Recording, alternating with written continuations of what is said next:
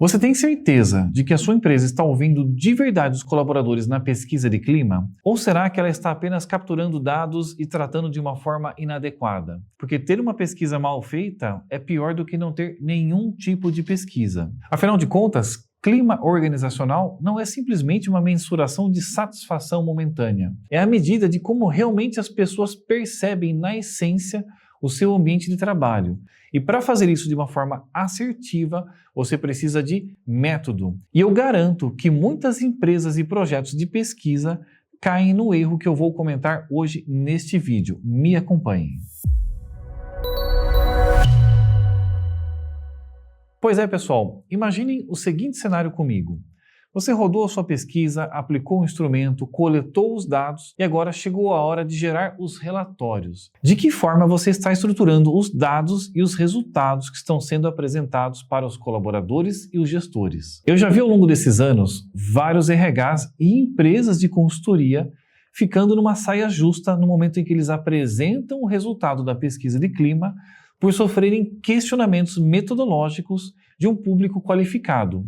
Pois muitas vezes, dentro do mundo corporativo, uma parte dos nossos colaboradores tem uma formação científica ou matemática ou estatística suficiente para entender se a forma como você pesquisou, coletou, estruturou e está apresentando informação faz sentido ou se você está caindo num erro clássico da modelagem estatística chamada ponderação arbitrária. Você precisa fugir deste problema. Mas afinal de contas, o que é a ponderação arbitrária? Você já viu dos nossos vídeos anteriores sobre pesquisa de clima, que eu sempre recomendo e a maioria dos instrumentos procura aplicar uma estrutura com escalas de perguntas afirmativas, onde as pessoas se manifestam respondendo concordo, discordo. E aí quando você tem essas respostas em mãos, o que alguns RHs fazem é atribuir uma nota a essa escala. Então eles dizem, concordo totalmente é nota 5, concordo parcialmente nota 4, não concordo nem discordo neutro, nota 3, discordo parcialmente nota 2 e discordo totalmente nota 1.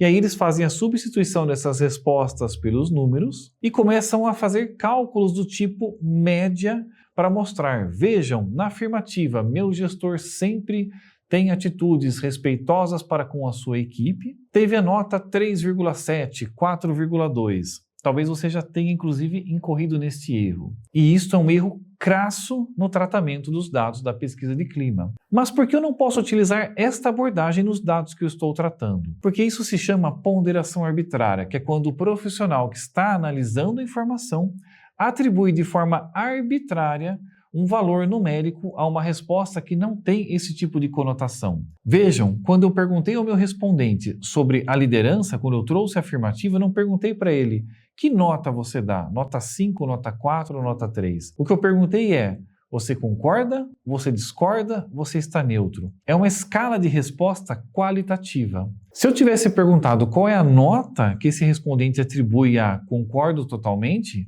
talvez ele tivesse dado nota 6, nota 4, e eu me lembro muito disso nas aulas de estatística. E eu me lembro das aulas do professor Fávero, que tomara que esteja vendo esse vídeo, que nos dizia, quem sou eu para dizer que concordo totalmente tem um valor 5 na medida de percepção subjetiva do meu avaliado? Se eu estivesse dando opções ou oportunidades de nota, talvez ele dissesse 6, 7, 3, mas não foi isso que eu perguntei. Eu não pedi para que ele desse uma nota, que ele atribuísse um peso. Eu apenas perguntei se ele concorda ou discorda.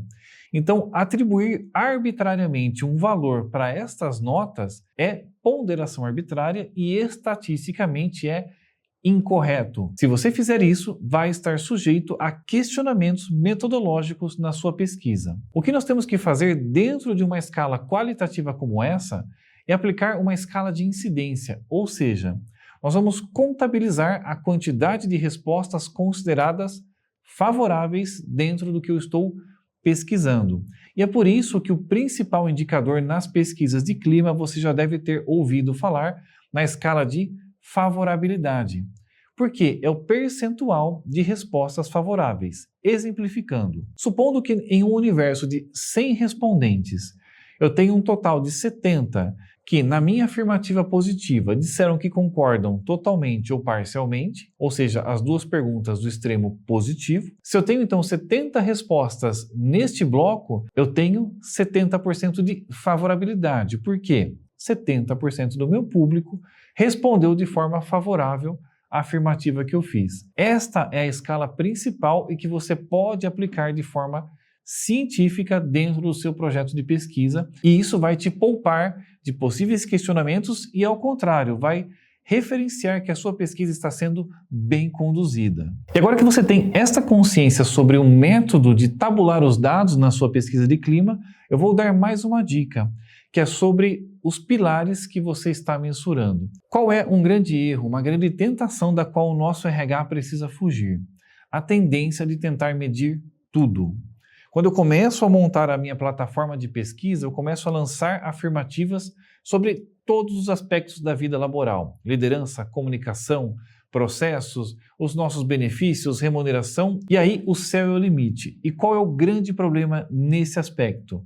Eu começo a carregar muito o meu instrumento, ele vai ficando muito longo, e aí o tempo total de resposta também vai se alongando. Normalmente, nós na Perfix recomendamos que o tempo de resposta de um instrumento tente não ultrapassar 10 minutos. Por quê? Quando você vai montando o instrumento e começa a fazer testes de respostas, se as pessoas estão demorando 15, 20 minutos para percorrer todo o formulário, existe uma chance muito grande, principalmente dependendo do perfil do público que você está medindo, que eles entrem num processo de automação, ou seja, respostas mecânicas. Cara, eu só quero terminar esse formulário que o RH me passou aqui, então vai, nota 3, nota 4, nota 3, nota 4, ou vai rasgando o instrumento inteiro numa nota só. E aí você perde a fiabilidade do relatório que você está construindo. Se nós queremos ter confiança no resultado, nós temos que dimensionar o que eu quero medir. O que é importante para hoje? Quais são os pilares fundamentais do engajamento que o RH quer trabalhar? Você precisa dessa reflexão fundamental para daí então começar a construção do seu instrumento. E se na fase de testes você observa que ele está ficando muito longo ou cansativo, você terá que ter a triste decisão de cortar algumas afirmativas ou algum pilar dentro do seu instrumento. Bom, e se você acha que já aprendeu tudo sobre pesquisa de clima, eu te afirmo, ainda existe muito mais para ser desbravado. Pesquisa tem que ser feita com metodologia, com boas práticas. E para te ajudar, nós vamos deixar aqui no nosso vídeo também um link do nosso livro digital com boas práticas em pesquisa de clima, onde você pode avançar mais um pouco em outros tópicos relacionados a esse universo. E se precisar de ajuda, não hesite, nos chame, estamos aqui para te apoiar no seu projeto para que ele seja bem sucedido. Curta o nosso vídeo, compartilhe com aquele profissional que precisa dessa dica de ouro e nos acompanhe porque sempre tem novidade aqui para vocês. Até a próxima!